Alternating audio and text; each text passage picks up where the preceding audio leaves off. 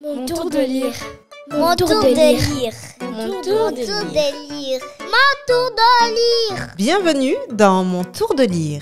Je suis Amélie India, je suis bibliothécaire et toutes les semaines, accompagnée par un enfant curieux et le soutien technique de Decipixi, je vous présenterai un livre jeunesse. Aujourd'hui, nous sommes avec Yann Emmanuel qui a 6 ans. Bonjour Yann Emmanuel. Bonjour. Et alors, nous allons vous parler d'un livre qui s'appelle Yasmina joue au foot.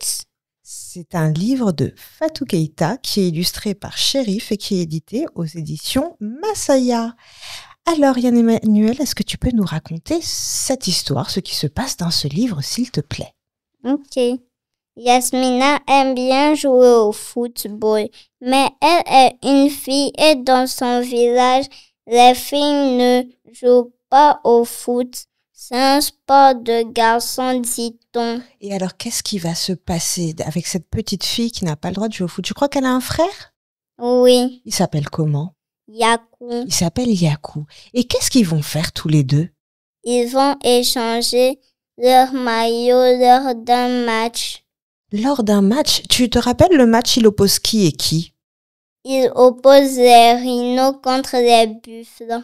Les rhinos contre les buffles, ça se passe en ville? Ça se passe dans un village. Ça se passe dans un village et on a 2 équipes opposées, les rhinos contre les buffles. Ce sont des équipes d'enfants, ce sont des enfants qui jouent. Oui. Et alors, il y a le grand match. Et qu'est-ce qui se passe ce jour-là?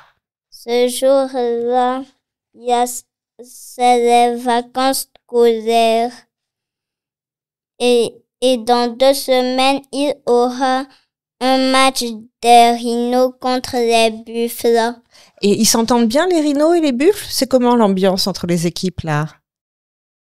C'est fort. C'est fort, c'est un peu la bagarre, hein? Oui. Ouais, ils sont bien ennemis quand même. Oui. Et alors, le match commence. Raconte-nous la partie de match, la partie de football, pardon. Ça y est, l'arbitre siffle le début de la rencontre. Les rhinos sont en rouge pendant que les buffles sont en bleu. Alors, Yann Emmanuel, il a 6 ans, mais il lit parfaitement, il tient absolument à lire. Mais il va nous raconter, hein, tu vas pas lire. Alors, les rhinos sont en bleu. Et alors, qu'est-ce qui se passe dans ce match-là, avec ce frère et cette sœur, ces jumeaux? Qu'est-ce qui va se passer? Dis-nous. Il va se passer qu'ils vont échanger leur maillot Mais pourquoi? parce que Yakou boitait. Yakou boite, d'accord. Donc, sa sœur va rentrer à sa place? Oui. Est-ce qu'on va remarquer qu'il y a eu un changement? Non. Non. Elle va pouvoir faire le match en entier? Oui. Et qui va gagner? Ce sont les buffles. C'est l'équipe des jumeaux qui va gagner. Et alors, est-ce que c'est quoi la morale de cette histoire? Qu'est-ce qu'on nous dit de cette histoire-là? On nous dit que les filles n'ont pas le droit de jouer au foot. Et finalement? Et finalement, les filles ont le droit de jouer au foot. Et à la fin, Yasmina va pouvoir intégrer l'équipe de football de son village. Qu'est-ce que tu as pensé de cette histoire? J'ai pensé qu'elle était bien. Qu'elle était bien. Et qu'est-ce qui t'a plu réellement, au-delà que ce soit bien? Qu'est-ce qui t'a plu dans cette histoire? Ce qui m'a plu, c'est quand les buffles ont gagné. Que les buffles aient eu la victoire, d'accord. Alors, Yasmina joue au foot, c'est bien une histoire de football où des jumeaux vont s'interchanger pendant une partie de football et c'est la sœur donc qui va intégrer l'équipe à l'insu de tout le monde et qui va remporter le match. Alors, c'est un texte qui est intéressant. Il y a beaucoup d'oral, en fait. Il y a beaucoup de slogans, il y a beaucoup de chansons, il y a du rythme. Les slogans des équipes, ils font le haka. Ça donne une dynamique au texte. Donc, le texte est vraiment rythmé et c'est plutôt appréciable et agréable. Il y a beaucoup de textes, hein, ça peut se lire en plusieurs fois. Et puis, il y a des valeurs qui sont mises en avant, comme la fraternité. On va avoir donc ces jumeaux qui s'échangent et qui se soutiennent.